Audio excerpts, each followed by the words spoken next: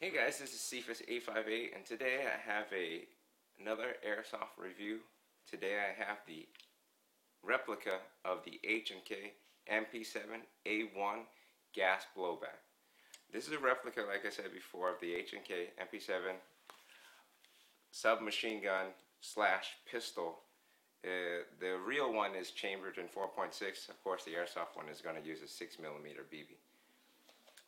This weapon is manufactured by KWA, and it faithfully replicates the H&K design, and it includes the authentic trademarks that is licensed through Umarex. The front side right there, on the bottom H&K MP7, and the bottom of the pistol grip as well, and it has the Umarex trademark right here. In this review, I'm going to go over the design of it, the functionality, performance, takedown, and also some improvements or issues that a user would like to know when they're using this, and things that they can improve on in the performance of this weapon. So here we go.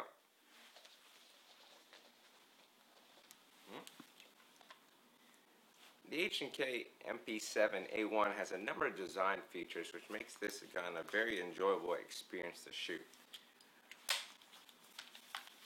Now, this weapon can be deployed as a number of different ways. One, it could be used in terms of a pistol platform, in terms of a user desire just to use holster or to bring the weapon up as a pistol, whereas you would hold it with two hands and extend out and fire it that way.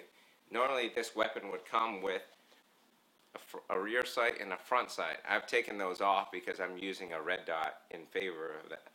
But you could employ it that way in order to engage targets and to fire. Or in the case that I'm using it for, I'm using it as a primary weapon. So the design allows that you have a retractable buttstock, which you can press this button right here, and it unlocks the stock, and you can retract it all the way to the rear. And also, in order to give you a little bit of stability in the front section of the gun, that you have a folding front grip, which you press this lever or button to the rear and then fold it down. And this allows a user to use this as a shoulder fire weapon in order to gain some stability in firing. Now, the weapon comes with, this one when I purchased it, came with a 40-round gas magazine. The feed lips are made out of metal, which is nice, so if you ever drop this to the ground, you won't have to worry about the lips breaking or anything like that, which is a common problem when using gas blowback type airsoft weapons. It comes in a 20-round version, and of course this is the 40-round version. The 20-round version, when it seats into the pistol grip, would only go up to here, up to this point, and the rest. So this is where the extra 20 rounds comes in. The magazine has a very nice feature. For those of you that are familiar with the KWA design, something that I really enjoy is that it has a follower lock. Meaning, if I want to load the magazine, normally, if I was loading it, I would have to press this down, hold it to the bottom, and try to put BBs in while holding this part down. Well, KWA comes with a solution where you can slide this down, and once it hits a certain point, it locks in.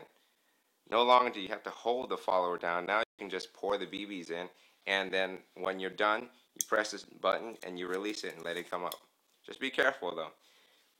Don't press this button, push the follower all the way down and let it go when there's no BBs. You wind up damaging your follower, which will damage the ability of your gun to lock back when you're out of rounds. It's worth noting. The gun has fully ambidextrous controls. The charging handle is at the top right here. You can press back. See, I'm empty, so it's going to lock back. Right.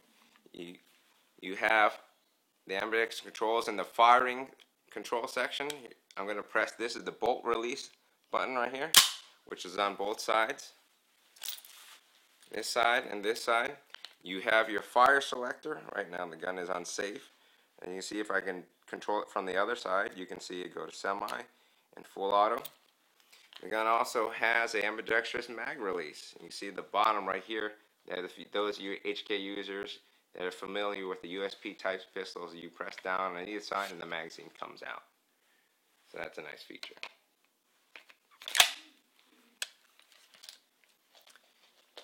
Also, another nice feature that this gun has is most gas blowback type of gun weapons, in terms of airsoft weapons, usually have you fiddling somewhere inside the breech. And I didn't mention this yet, but the breech is only on the right hand side. So most of the time they would have you either pull back on the bolt, lock it back, and try to get a tool or fiddle around and try to get in there to the hop up or even take down the gun completely, right? KWA comes with a better design, whereas now the hop up is located in the front, right here inside this hole where the gas block area would be. So you can use a metric number 5 Allen wrench. They do give you this tool. Unfortunately, I've lost it, but those of you that need to find one, you can just go to your local hardware store and find the metric number 5 Allen wrench. And it inserts like so. And you'll notice as you're turning it, it'll ratchet. You'll feel it clicking as you go along, right? Same thing on the other side. It's a nice tactile feedback that you can get when you're adjusting the hop up. And so those are the design features of this airsoft gun. KWA guns have been primarily known for their high performance, and their replica of the MP7 is no exception. This gun is very enjoyable to shoot. It has minimal recoil. Very loud though. And those of you that are expecting a lot of recoil of this gun, you may be a little bit disappointed because of the moving parts of this gun are very small. The bolt is not that large in terms of moving parts. So when you fire, you get a loud report. Now I'll do a test fire so you can kind of hear it. I'm going to hold down the bolt release so it won't lock back. You can hear it. It's kind of loud, right? But you notice very little movement. I'll do a brief burst on on full auto. Very loud. Even on an open field, you'll hear this gun. So very minimal recoil. If those you guys looking for the recoil experience, and that's what you guys kind of enjoy, not so great, but you still get a little bit.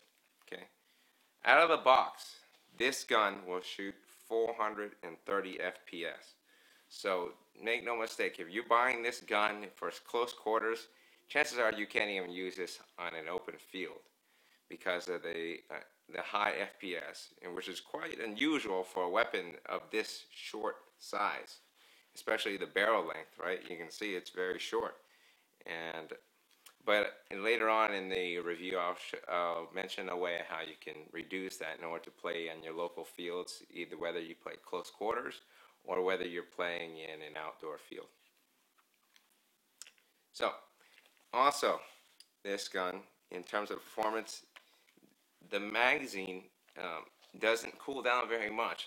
Most time I've used this on auto and full auto, and haven't had much or if any cool down in terms of performance of the gun, which is a very nice feature especially in terms of gas blowback weapons and airsoft. That's a huge feature in terms of if you can minimize cooldown, you can get a lot more shots getting down range and having a lull in terms of your rate of fire. Okay, so this weapon, again, like I did the quick burst, it has a very quick rate of fire in this gun. It's very enjoyable to go full auto. I probably wouldn't recommend it though, unless you're that spray and pray type. But even then, if you go into close quarters and fire that style of shooting, you're gonna run out of ammo in less than about 2 seconds. So, but Is it fun? Yes. So, and that's the performance of this gun.